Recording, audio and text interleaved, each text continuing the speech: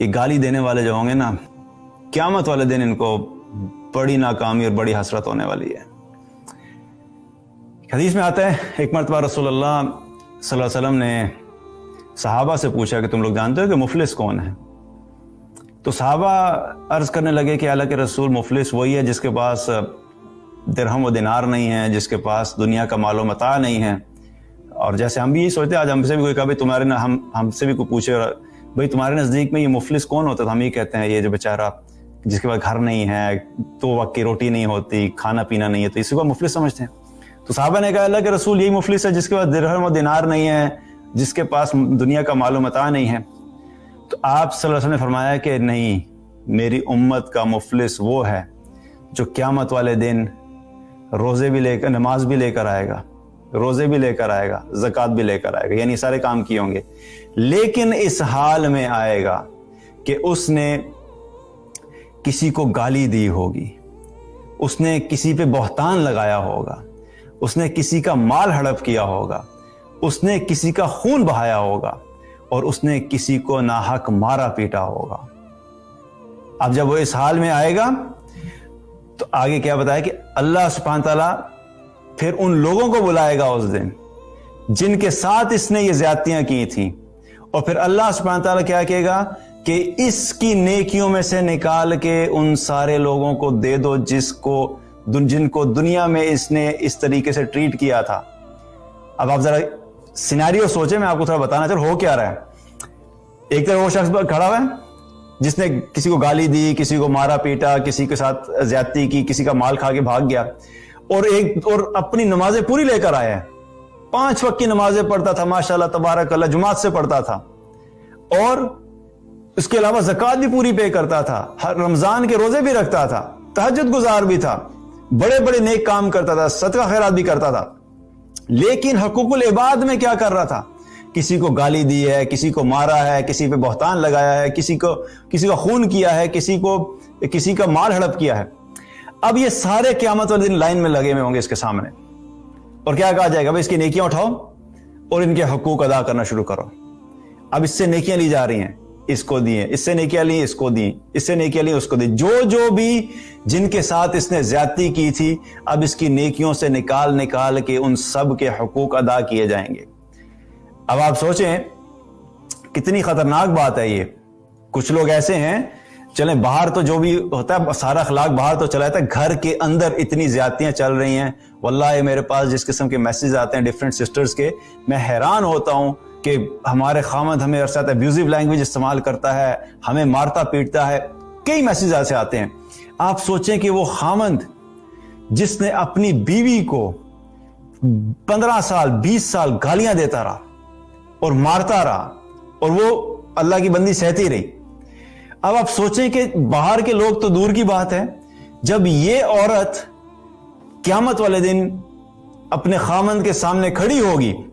اور یہ خامند صاحب مطمئن آئیں گے، جی میں نے بڑی نمازیں کی ہیں، جی میں نے تو بڑے حج کیے ہیں، میں نے بڑی زکاتیں پے کی ہیں، اپنی بیوی کے ساتھ زیادتیاں کرتا رہا۔ اب سوچیں کہ ہو سکتا ہے کہ اس کے پاس اگر 1 لاکھ نیکیاں تھیں،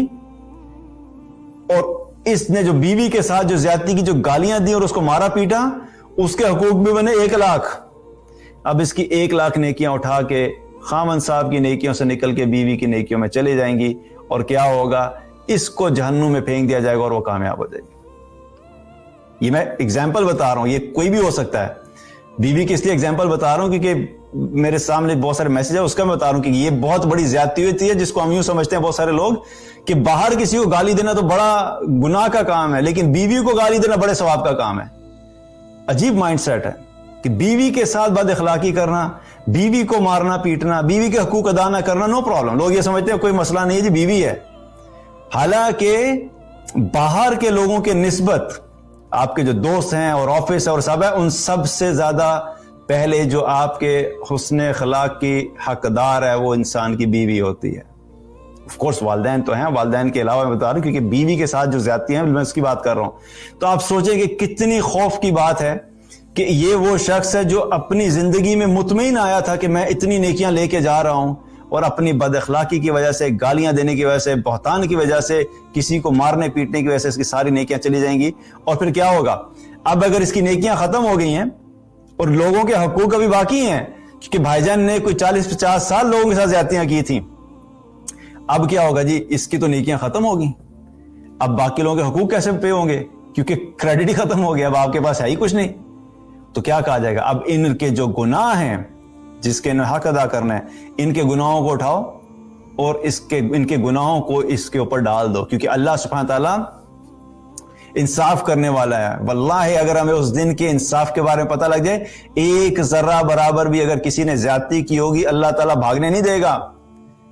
چاہے بیوی کے ساتھ کی ہو یا بیوی نے خاوند کے ساتھ کی ہو، والدین نے بچوں کے ساتھ کی ہو، بچوں نے والدین کے ساتھ کی ہو، انسان نے اپنے آفس میں کی ہو، باہر کی ہو، محلے والوں کے ساتھ کی ہو، خاندان والوں کے ساتھ کی ہو،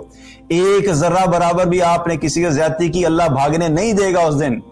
دنیا میں آپ جدھر مرضی بھاگ لیں، آپ دنیا کے قانون سے بھی بھاگ سکتے ہیں، پولیس سے بھی بھاگ سکتے ہیں، کورٹ سے بھی بھاگ سکتے ہیں، جج سے بھی بھاگ سکتے ہیں،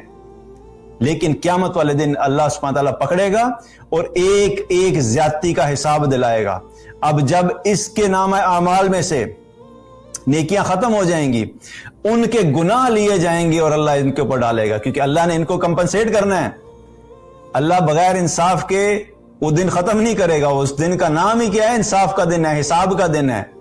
اللہ سبحانہ تعالیٰ پھر ان کے گناہوں میں سے نکالے گا تاکہ ان کا بوجھ ہلکا ہو اور اس شخص کے پلڑے میں ڈال دے گا جس نے زیادتی کی تھی، اور پھر کیا ہوگا کہ اس کو جہنم میں ڈال دیا جائے گا۔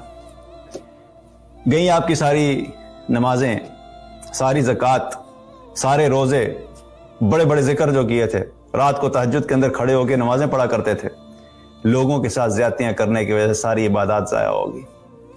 اتنا خطرناک معاملہ ہے حقوق العباد کا، اس لیے لوگوں کے ساتھ معاملہ کرتے ہوئے ہمیں بہت احتیاط کرنی چاہیے، اپنی زبان کی حفاظت کرنی چاہیے۔ اس کو اگر صحیح بات نہیں کرا سکتے تو اس کو زپ لگوا لیں۔